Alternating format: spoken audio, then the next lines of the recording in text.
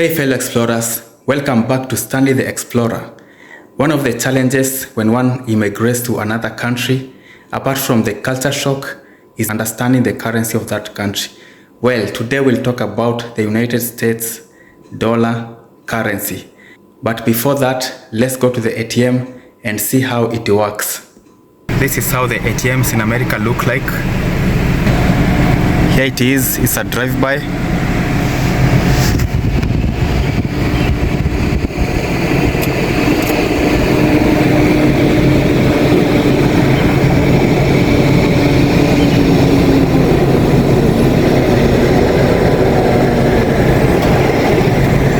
Enter pin.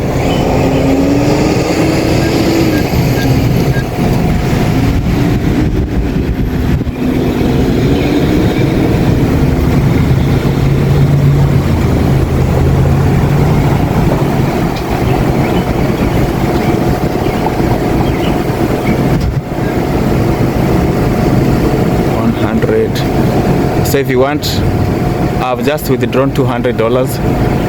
So if you want 100, I want that one. I want 10.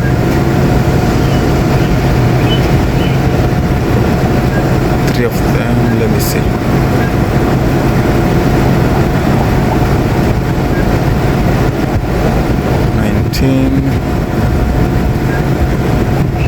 Yeah, that's it.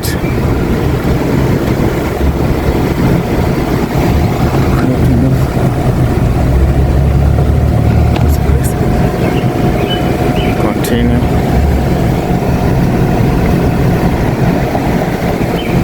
Print. Take your cash. Where? Here.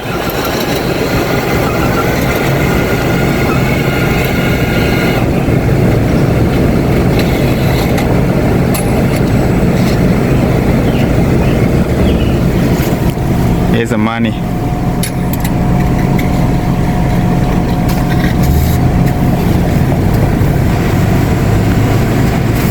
The receipt. Yeah, that's it. You can choose the denomination that you want. It's called denomination. Yeah, denomination, hundreds. Hundreds, 20s, 10s. Did not give me that option of withdrawing 5s and $1. Now let me take you through how these currencies look like. Right now I'm driving, but I'll be showing you how the currencies look like in a bit. Before we talk about the US currency, let's talk about the money challenges faced by immigrants when they come to the US. Number 1, converting the US dollar into your home currency. Please don't do that, otherwise you'll not survive. You'll not buy anything in this country. You'll be stressed. Just tell yourself you earn in dollars and you're gonna spend that money in dollars, not in Kenya shillings. Like for example, for me, I come from Kenya and our currency is Kenya shillings. So 1 US dollars is equivalent to 128 Kenya shillings. In the US, a bottle of water is approximately, like let's say $2.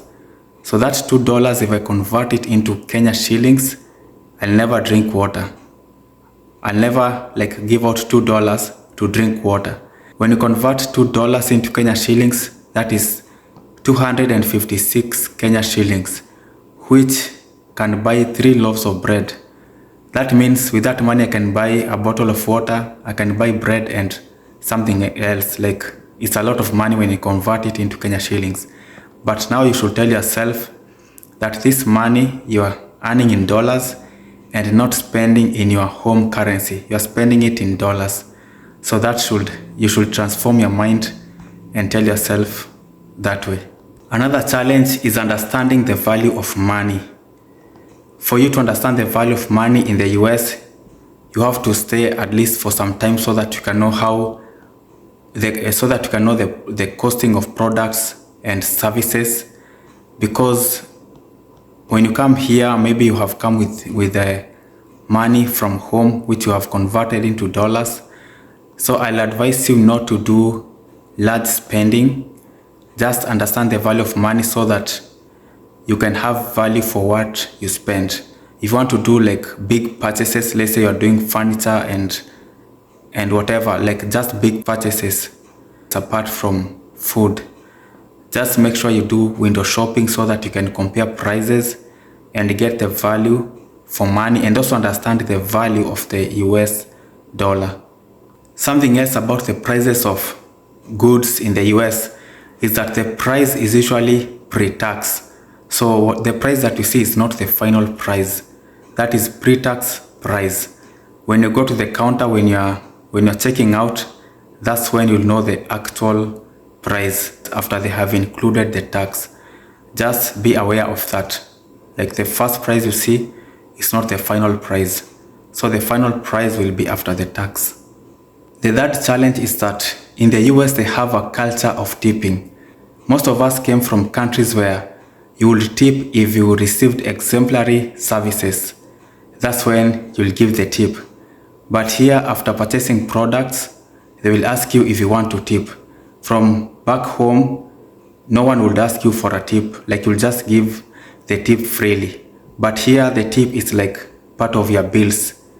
So sometimes you might go to a store and they ask for tip, and if you don't give, like you feel bad if you don't give.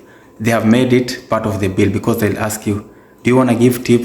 And then you feel like you don't want to say no. So at that point you must tip, even if you didn't want to tip, even if you didn't receive exemplary services. So that is another big challenge that you'll experience here in the US. But what I've learned is that it's not compulsory for you to tip, but it's also a good culture. When you receive good services, just give a tip, because most of the employees are not paid that much. So they depend on the tip from the clients for them maybe to have extra money. Now let's dive into the dollar currency. The dollar is the most common held reserve currency and the most widely used currency for international trade and other transactions around the world. When you come to the US, the first times before getting a credit card, you'll start using cash, the cash that you have come with from home. And most of the prices or most of the goods in the US, they have, like for example, something costs $10 and maybe 12 cents, $50 and 11 cents, $2, 95 cents. So that can be confusing for immigrants because we are not conversant with the US currency. So most of the time what I used to do is that if let's say something costs $5 and let's say 98 cents or 95 cents, I will give the person who's taking the cash the $5, and then because I have coins from the previous change, I will just put my hands like this and I tell them to pick the number of cents that will make up the 98 cents. So they'll just pick the coins and then I'll remain with the rest depending on the number of cents that they require from me. Let us start with the coins before talking about the paper bills. So here we have different coins.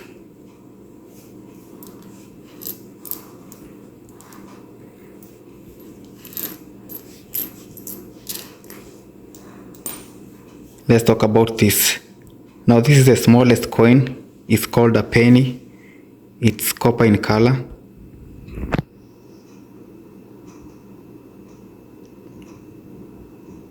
This is equivalent to 1 cent. And this is a dime. Dime is equivalent to 10 cents. That's how it looks like. And then we have a $quarter.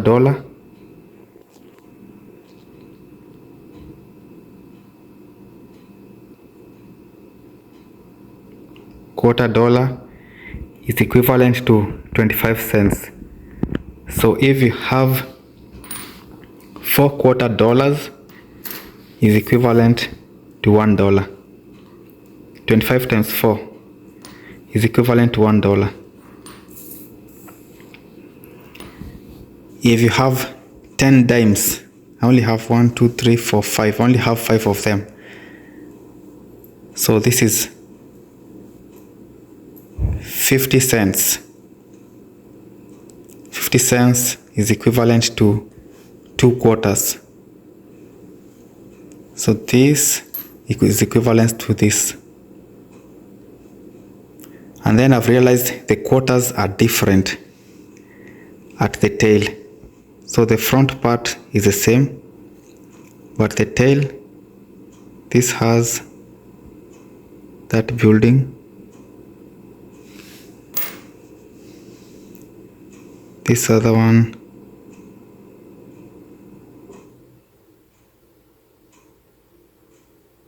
that's how it looks like crossing Delaware.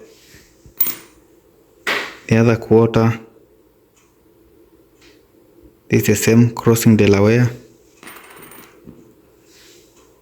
The other one has an eagle. They are different depending on the year of manufacture. Let's put the coins aside. Let's talk about the $1 bill.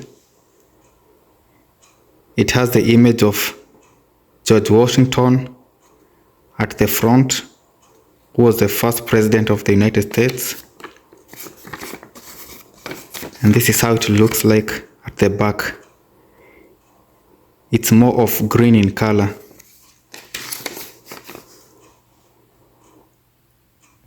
The next currency is the $5 bill, which has the image of Abraham Lincoln.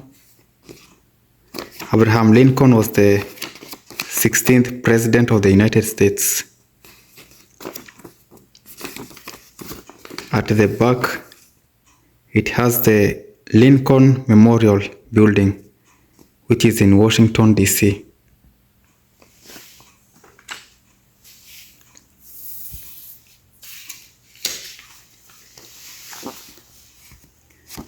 The next bill is the $10 bill,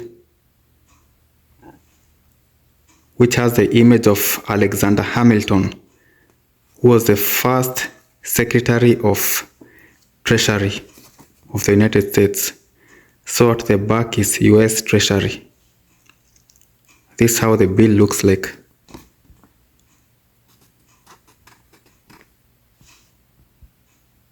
In Kenya, we used to rub the coat of Kenyatta. I used to have a bill of 1,000 Kenya shillings bill, and then you'd rub the coat of the image of Mzee Jomo Kenyatta to find out if it's real. It has various security marks, like this 10. These are, if I had ultraviolet light, it would reflect on that light. The next bill is $20 bill with the image of Andrew Jackson, who was the 7th president of the United States.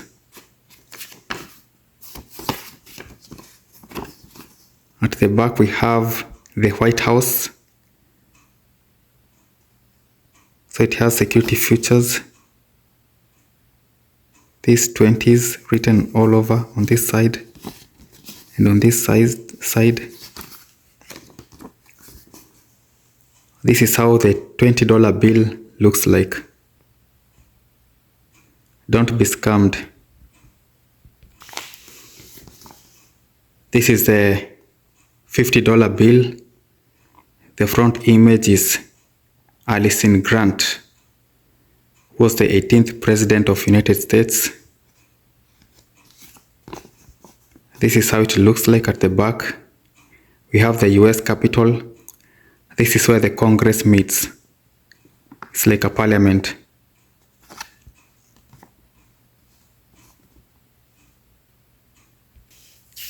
And now to the last bill. The image here is of Benjamin Franklin, who was the founding father of United States. He signed 3 documents that set the United States free from British colonies. He's one of the people who drafted the independence of the U.S. and also part of the people who drafted the U.S. Constitution. The back of the $100 bill is the Independence Hall. So this is how it looks like. It has this blue watermark. It's so soft. Don't be scammed. So that is how the US currency looks like. At least you have an idea. So the coins were the ones that were giving me issues, but at least right now I don't have to use the notes or the cash. Mostly people use the credit card to make transaction.